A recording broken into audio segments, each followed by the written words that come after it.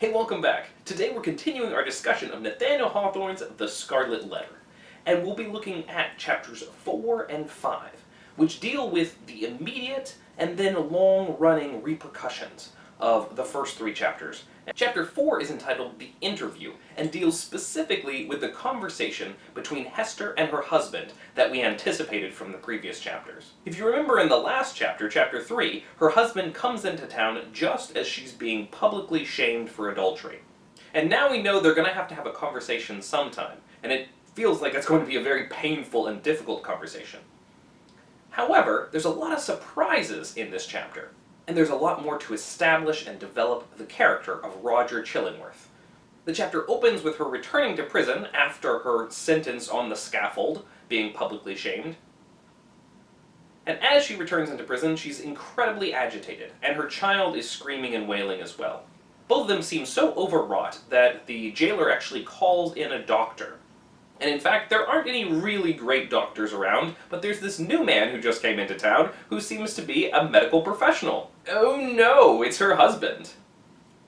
And granted, he wasn't a doctor in the old world, but he was a scholar and has studied, among his many studies, medicine. And not only that, but he's also learned a lot of herbal and folk medicines from the Native Americans that he was staying with for the past year. We see that he chooses to pass himself off as a doctor instead of the long-lost husband of Hester Prynne. I mean, yeah, it'd be pretty embarrassing for you to walk into town and have everybody immediately know you as that guy whose wife was sleeping around. But we'll see that there's also perhaps another reason why he's decided to disguise himself and change his name to Roger Chillingworth.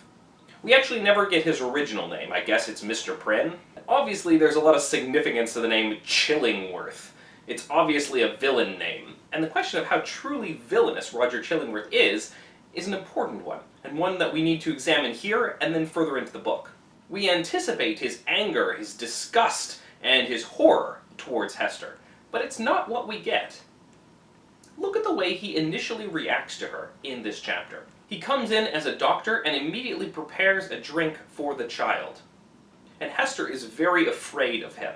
And he gives the concoction that he mixes up to Hester to give to her baby, saying, "My old studies in alchemy, and my sojourn for above a year past among a people well versed in the kindly property of simples, have made a better physician of me than many that claim the medical degree.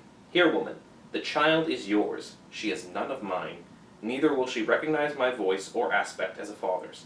Administer this draught, therefore, with thine own hand." Notice how he points out specifically how he's not the father. But Hester's afraid to give her child anything from Chillingworth. She says, "Wouldst thou avenge thyself on the innocent babe?" And he replies, "Foolish woman, what should ail me to harm this misbegotten and miserable babe? The medicine is potent for good, and were it my child, yea, mine own as well as thine, I could do no better for it." Again, that mark that he is not the father, and yet he has no reason to harm the child. And when she still hesitates, he goes ahead and administers the medicine himself. And then he gives some medicine to Hester herself to calm her down. She again is hesitant, thinking that maybe he's trying to poison her in vengeance. But he's not. In fact, he replies, "Dost thou know me so little, Hester Prynne? Are my purposes wont to be so shallow? Even if I could imagine a scheme of vengeance, what could I do better for my object than to let thee live, than to give thee medicines against all harm and peril of thy life, so that this burning shame may still blaze upon thy bosom." He sees that the punishment she's already received more than pays for the crime. And then notice his next statement. Now remember that Roger Chillingworth is going to play the role of our villain, and we're going to talk about how he even compares to the devil in just a moment. But look at the generosity of what he says next. "Hester," said he, "I ask not wherefore, nor how thou hast fallen into the pit. Or say, rather, thou hast ascended to the pedestal of infamy on which I found thee. The reason is not far to seek.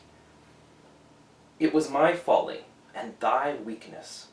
I, a man of thought, the bookworm of great libraries, a man already in decay, having given my best years to feed the hungry dream of knowledge, what had I to do with youth and beauty like thine own? Misshapen from my birth hour, how could I delude myself with the idea that intellectual gifts might veil physical deformity in a young girl's fantasy? Men call me wise. If sages were ever wise in their own behoof, I might have foreseen all this. I might have known that, as I came out of the vast and dismal forest and entered the settlement of Christian men, the very first object to meet my eyes would be thyself, Hester Prynne, standing up, a statue of ignominy, before the people. Nay, from the moment when we came down the old church steps together, a married pair, I might have beheld the bale fire of that scarlet letter blazing at the end of our path. He does say, I might have known, but look at how much of the blame he takes on himself. And even though him saying, I should have seen this coming, sounds a little bit harsh, Hester in fact responds to that, saying, thou knowest that I was frank with thee, I felt no love, nor feigned any. You knew I never loved you, right? And he responds and says, true, it was my folly, I have said it, but up to that epoch of my life I had lived in vain. The world had been so cheerless. My heart was a habitation large enough for many guests, but lonely and chill, and without a household fire. I longed to kindle one. It seemed not so wild a dream, old as I was, and somber as I was, and misshapen as I was, that the simple bliss, which is scattered far and wide for all mankind to gather up, might yet be mine. And so, Hester, I drew thee into my heart, into its innermost chamber, and sought to warm thee by the warmth which thy presence made there. Wow! What a sad, sad old man! He was just so lonely, and he wanted something to love. Now, Hester was not a good choice for him, and he sees that now, but he just wanted love. He'd wasted so much of his life, and now he wants something to love, and it did not work out well for him. Hester says, I have greatly wronged thee. And he replies, we have wronged each other. Mine was the first wrong when I betrayed thy budding youth into a false and unnatural relation with my decay. Therefore, as a man who has not thought and philosophized in vain, I seek no vengeance, plot no evils against thee. Between thee and me the scale hangs fairly balanced. He forgives her, and takes half the blame himself. That's pretty generous and magnanimous, especially for what we think of Chillingworth later on in the book. Keep this in mind as we move forward, because Hawthorne does not make Chillingworth at all a flat villain. He's very complex. But we come to his real point, which is the fact that he wants to know who did this to Hester. But Hester, the man lives who has wronged us both. Who is he? Hester refuses to tell him, but Chillingworth gets a creepy smile on his face at this point. And then he goes on and says, okay, well, since you're keeping his secret, please also keep my secret. You owe me that much. Don't tell anyone that I'm your husband. And Hester agrees to this. And after she agrees, he has such a creepy smile on his face at the end of this chapter that we have to make note of what happens. Why dost thou smile so at me? Inquired Hester, troubled at the expression of his eyes. Art thou like the black man that haunts the forest round about us? Hast thou enticed me into a bond that will prove the ruin of my soul? Not thy soul, he answered with another smile. No, not thine. Yikes! And at this point, Hawthorne begins to draw clear connections between Chillingworth and the devil. Okay, let's talk about the black man first. The black man was a Puritan representation of the devil, or Satan. He is not black-skinned.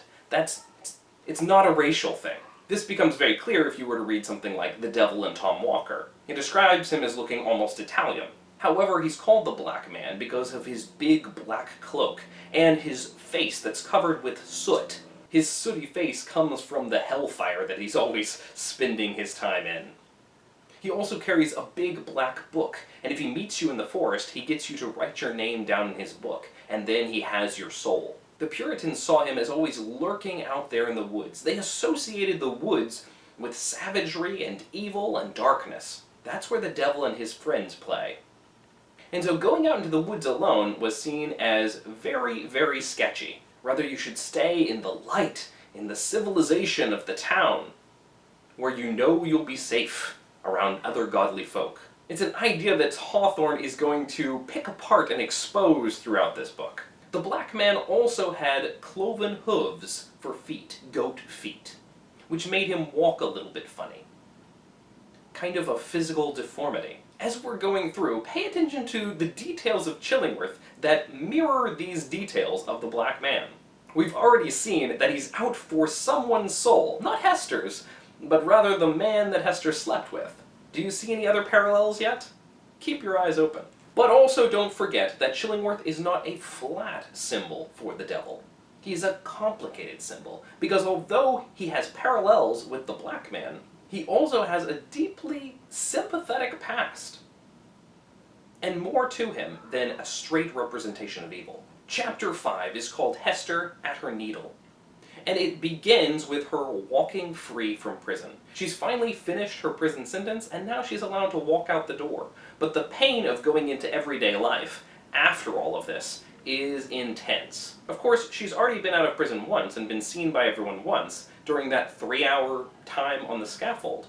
But there's a big difference between that 3-hour time on the scaffold, which was intense and horrible, and going back to everyday life. Listen to the way it's described in the book. Perhaps there was more real torture in her first unattended footsteps from the threshold of the prison than even in the procession and spectacle that have been described, where she was made the common infamy at which all mankind was summoned to point its finger. Then she was supported by an unnatural tension of the nerves, and by all the combative energy of her character, which enabled her to convert the scene into a kind of lurid triumph. It was, moreover, a separate and insulated event, to occur but once in her lifetime, and to meet which, therefore, reckless of economy, she might call up the vital strength that would have sufficed for many quiet years. The very law that condemned her, a giant of stern features, but with vigor to support, as well as to annihilate, in its iron arm, had held her up through the terrible ordeal of her ignominy. But now, with this unattended walk from her prison door began the daily custom, and she must either sustain and carry it forward by the ordinary resources of her nature, or sink beneath it. She could no longer borrow from the future to help her through the present grief. Tomorrow would bring its own trial with it. So would the next day, and so would the next, each its own trial, and yet the very same that was now so unutterably grievous to be borne.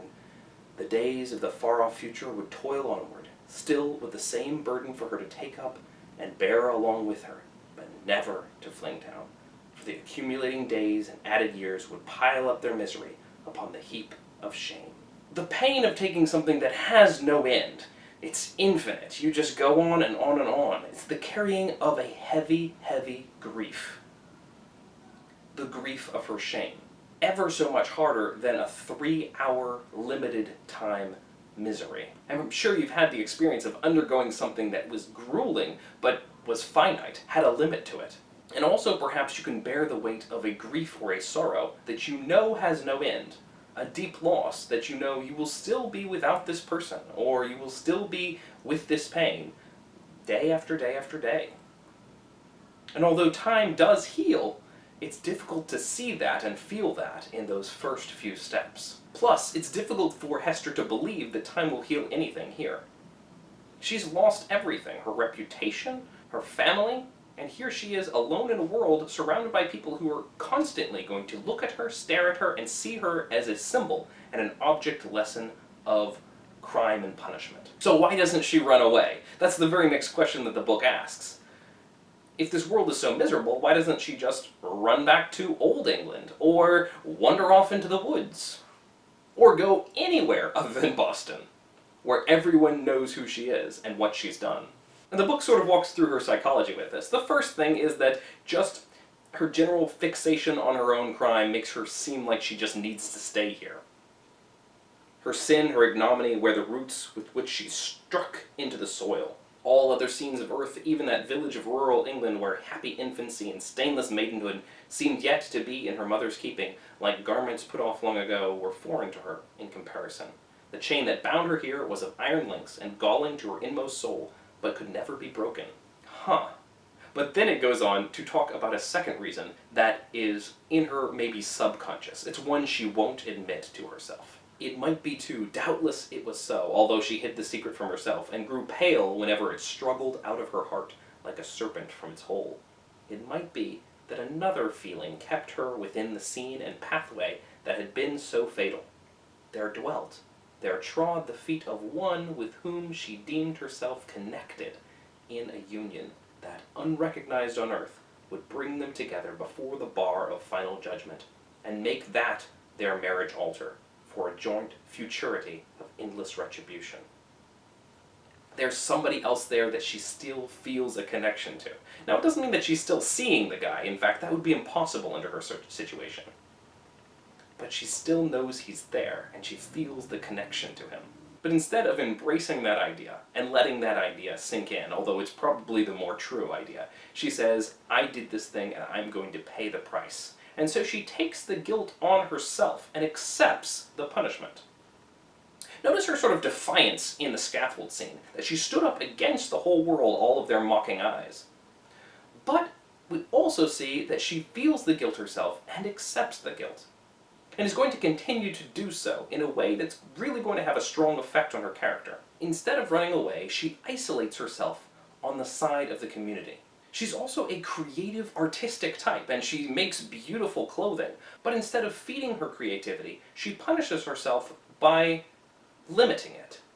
She is a beautiful craftsman with her needle, and able to make beautiful, gorgeous clothing. And although she does do a lot of that, and sells them to the townspeople, for the most part, she makes simple clothing and gives them away to the poor. She only keeps enough to keep herself and her child taken care of. And she doesn't dress herself nicely, even though she has the ability to make beautiful clothes. The only beautiful aspect of her is the A that stands out in its beautiful gold thread. And the clothing that she makes becomes actually frequently sought after in the town because she's so talented. In fact, the only outfit that she's never asked to make is a wedding dress or wedding veil.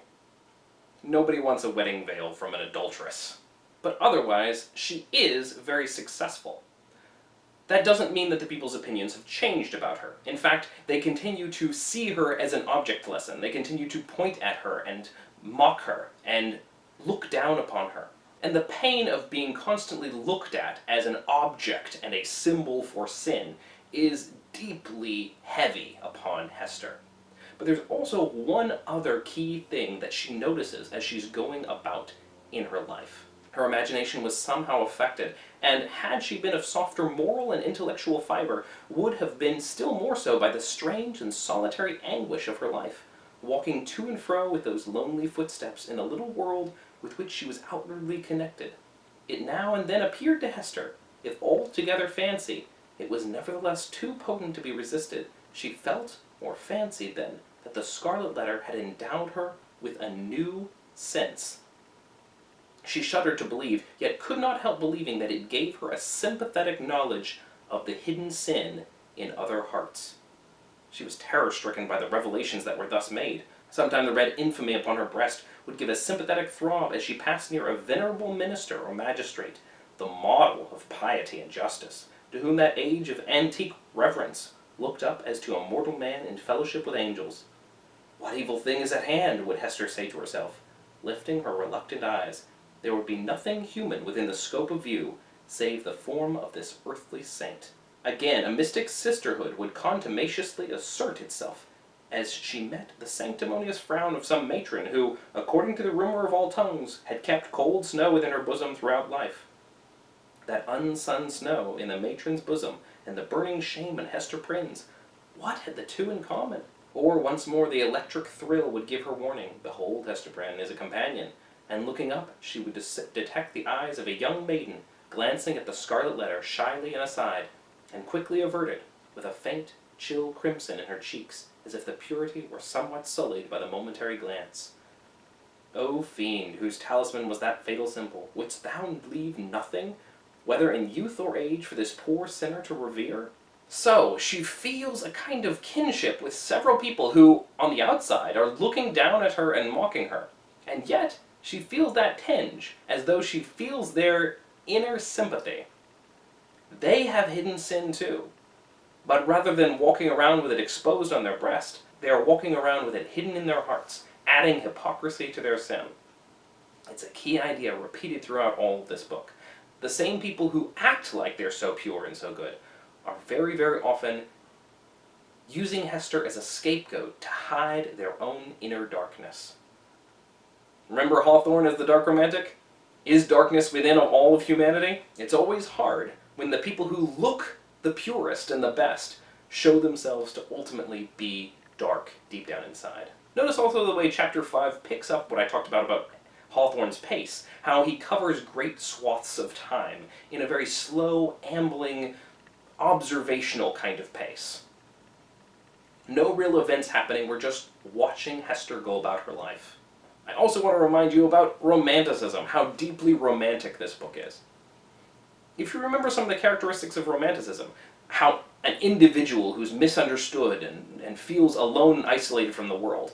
Obviously there are several characters in that book that fit this bill, but primarily Hester. There's also a deep supernatural kind of feeling to everything in this book. Notice the supernatural almost sense that Hester gets where she's able to see people's sin. There's the connection with nature, although with this particularly dark romantic kind of way, the woods is a symbol for evil and darkness, but there's still that connection with nature. And Hester, in her isolation, moves out towards the woods, away from everyone else. Obviously, we're very interested in emotion and in the exploration of emotion within this book. And of course there's the romantic idealism, the idea that everything could be good, if only. Can we believe in something better in this book? Well, things are certainly tainted by darkness, but it doesn't mean that the book is at all cynical. The horror of the darkness within humanity does not eliminate the idea that there is hope, and there is beauty, and there is goodness. Remember that moral blossom from chapter 1. Thanks for watching. You can click to watch the next episode, or you can watch my character analysis of Chillingworth, where I go over some of the things I talked about in this video, as well as the rest of his character throughout the book. And I'll see you next time. Bye-bye.